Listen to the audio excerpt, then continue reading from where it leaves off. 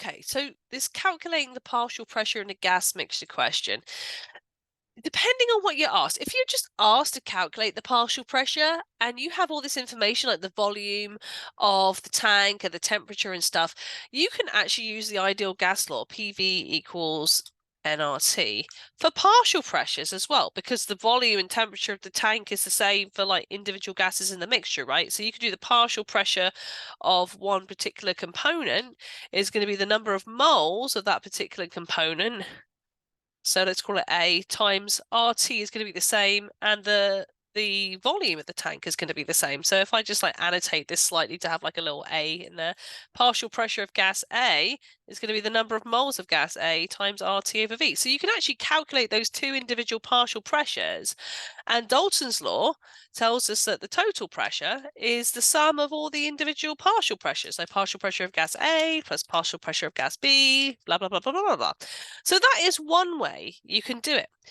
Another way you can do it is that you can calculate the mole fraction of each gas.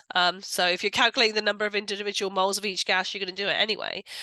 Because also using Dalton's law, you can calculate the partial pressure of any individual gas by multiplying the mole fraction of that gas times the total pressure of the mixture. Okay, so there's literally two different ways you could like answer this question. So either way, I'm going to work out the number of moles of each gas in the mixture. Like, I usually just do it working out the partial pressure for each gas, and then I'm adding them together to get the total pressure. Feasibly, like if you were not given the volume and temperature of the tank, then you'd have to do the mole fraction method. Because if you weren't given the volume and temperature of the tank, but you only had the total pressure, then you could work out the partial pressures according to mole fraction times the total pressure. Okay, so depending on what values you've been given will probably depend on your actual approach. But either way, I need my number of moles of my chlorine pentafluoride. Molar mass of chlorine pentafluoride is 130.438. So I'm going to take that 9.84 grams, use the molar mass as a conversion factor. So 130.438 grams for every 1 mole of chlorine pentafluoride gives me 9.84 divided by 130.4. Oh gosh, 9.84 divided by 130.438 gives me 0.07548 moles. That'll do. ClF5. We don't need that many sig figs. We'll be all right. And then we're going to have to calculate the number of moles of my boron trifluoride. And the boron trifluoride molar mass, 10.81 plus 3 times 19, is going to be 67.801. So I'm going to take that 10.5 grams. 1 mole of BF3 weighs exactly, come on, 67.801 grams. So the main time-consuming thing with this is like working out all these molar masses and stuff. 10.5 divided by 67.801 is 0.15486 moles. Actually, I'll put another sig fig because we're adding boron trifluoride. Okay, so my total number of moles is going to be the number of moles of chlorine pentafluoride. Apparently I missed the 5. And the number of moles of boron trifluoride, so 0.07548 plus 0.154864.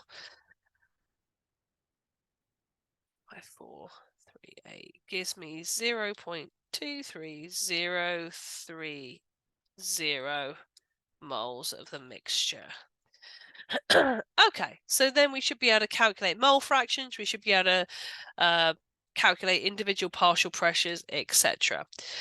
Okay, so like I say, at this point, because we've been given so much information, you can go either way. So you could either calculate the mole fraction of chlorine pentafluoride, which is going to be 0.07548 over Hang on, I'll just do it on one line, save space.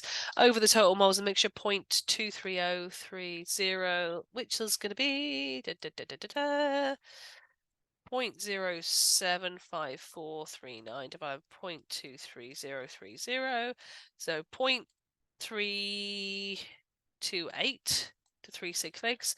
And then you can calculate the mole fraction of the boron trifluoride, which is going to be 0.154864 divided by 0.23030. Should be about 0.672, right?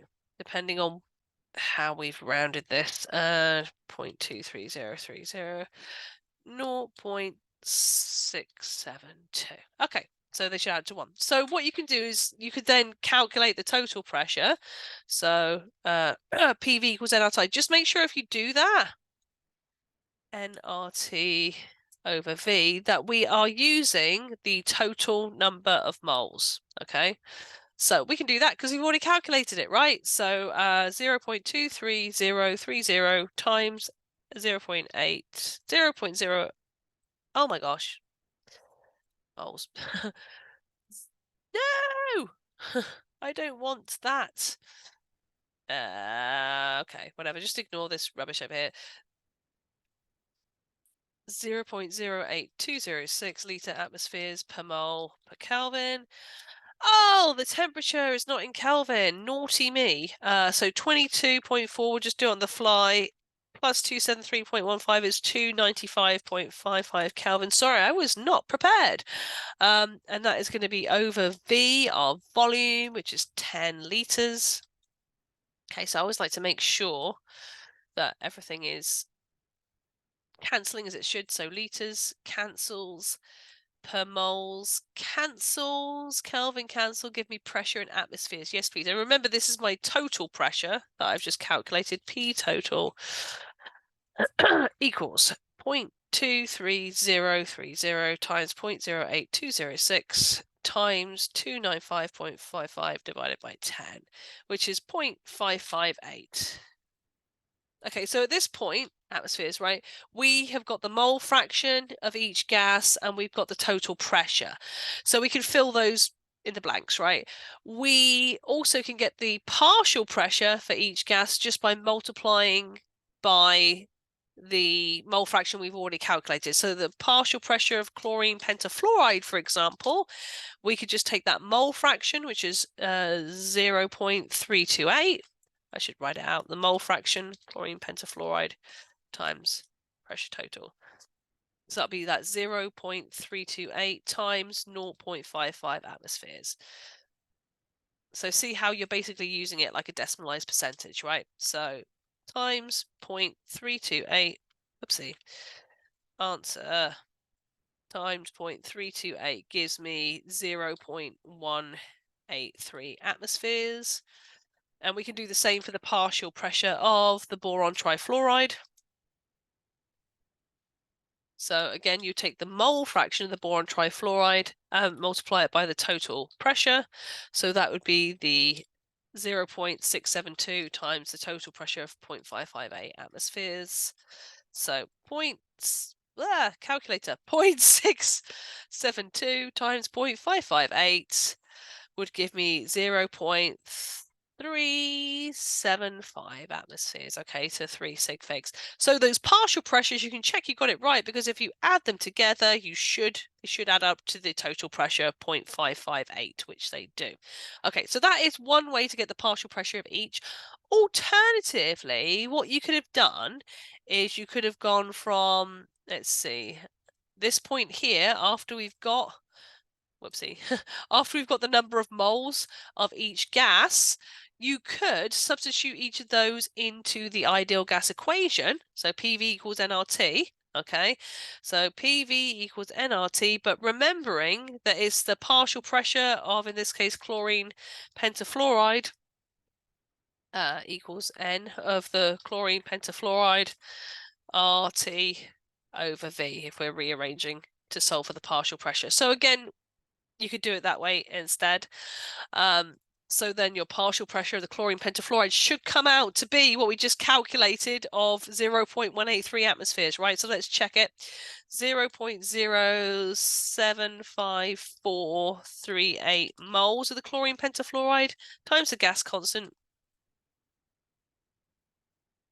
Kelvin to the -1 times temperature, which we calculate on the fly to be 295.55 Kelvin, and then divide through by the volume. Oh, I've gone off the page. Yep. Which was what, 10 liters? So you can do that for each of them. So you should see that your moles cancel, your liters cancel, your Kelvin cancel, giving you units of atmospheres, a very fine unit for the partial pressure of chlorine pentafluoride, and you should get the same answer, right? Okay, maybe a little bit off with sig figs, depending on how your rounding's been, etc. And I get 0.183 atmospheres, which is the same as we got using the total pressure and the mole fraction. Okay, so of course you could do the same thing again for the partial pressure of the boron trifluoride.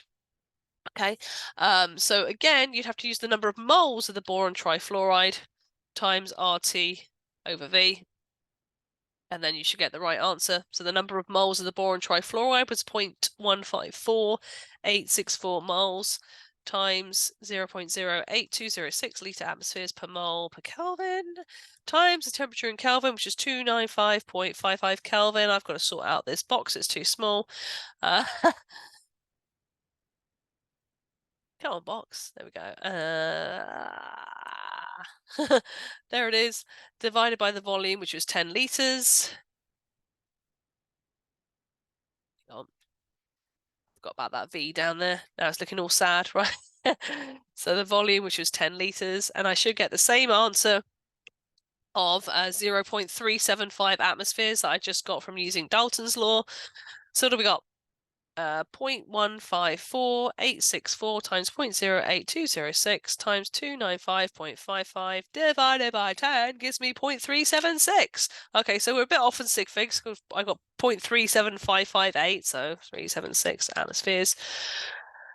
But you get the idea. Okay, so two different ways to get the same thing because we just got loads of information now. Okay, so you'll just have to look at what information you have and decide the most efficient approach for your particular problem. Like if you weren't asked for the mole fractions, you could just go straight ahead and do the partial and do the partial pressures route to get to the total pressure, etc. Okay, all right, that'll do.